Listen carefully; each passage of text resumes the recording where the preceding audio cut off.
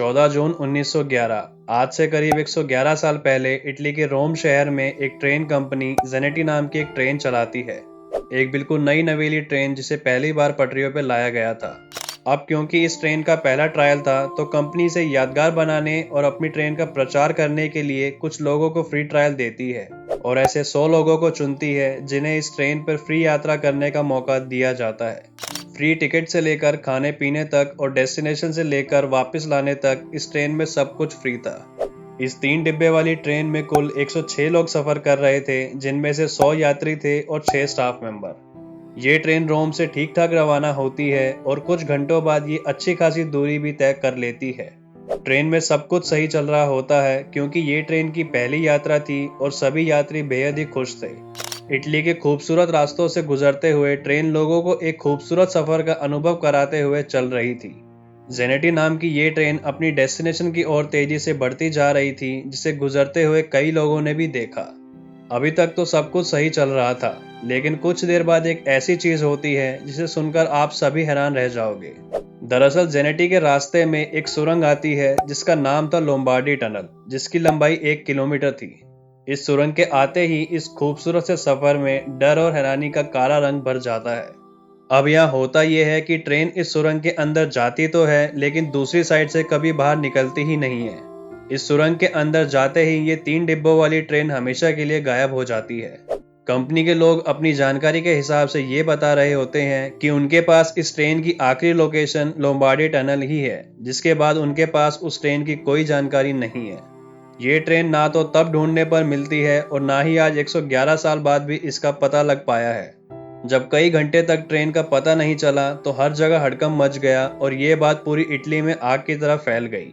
लोगों को हैरानी इस बात की होती है कि महज 1 किलोमीटर लंबी सुरंग में इतनी बड़ी ट्रेन आखिर कहां गायब हो गई। इस घटना के तुरंत बाद इसकी जांच शुरू कर दी गई, क्योंकि 1 किलोमीटर लंबी इस सुरंग को पार करने के लिए इस ट्रेन को अब 1 दिन से ज्यादा हो गया था, जिसका सिर्फ एक ही मतलब था कि जेनेटी किसी हादसे का शिकार हो चुकी है। सुरंग के चप्पे चप्पे को छाना गया क्योंकि लोगों को शक था कि सुरंग में कोई गहरी खाई या कोई खुफिया रास्ता है। लेकिन आपको जान के हैरानी होगी कि इस सुरंग में ना तो कोई ऐसा रास्ता मिलता है और ना ही ट्रेन का कुछ पता चलता है। ये बात मीडिया में फैल जाती है, जिसके कारण इटली की जम के बदनामी होती है। काफी कोशिशों के बाद एक उम्मीद की किरण दिखाई देती है जब मेक्सिको में रहने वाले 2 व्यक्ति अचानक से मीडिया के सामने आते हैं और ये दावा करते हैं कि वो लोग इस सफर का हिस्सा थे, लेकिन टनल से पहले ही वो लोग ट्रेन से कूद गए थे। और उसकी वजह वो बताते हैं कि उन्हें ट्रेन के टनल में जाने से ठीक पहले कुछ अजीब सी आवाजें सुनाई दी और धुआं दिखाई दिया, जिसके कारण वो ट्रेन से कूद गए। चलती ट्रेन से कूदने के कारण उन्हें काफी चोट भी आई और कई घंटों तक वो वहां बेहोश पड़े रहे, जिसके कारण उन्हें ये नहीं पता चला कि ट्रेन के साथ ऐसा क्या हुआ। लेकिन जांच करने वाली एजेंसीज को अभी भी उन पर यकीन नहीं हो रहा था, क्योंकि उन्हें कोई भी सुराग हाथ नहीं लगा था।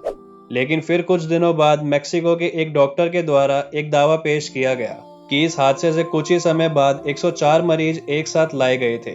डॉक्टर ने बताया कि वो लोग अजीब से पेश आ रहे थे और उनकी मानसिक हालत भी ठीक नहीं लग रही थी। और जब डॉक्टर ने उनसे जानने की कोशिश की कि उनके साथ क्या हुआ था तो वो लोग कुछ भी नहीं बता पाए। इटली इस दावे पे भरोसा तो करना चाह रहा था, क्योंकि उन 104 पेशेंट्स और उन 2 मैक्सिकन लोगों को मिला के कुल 106 लोग होते हैं जो कि इस ट्रेन में सफर कर रहे थे।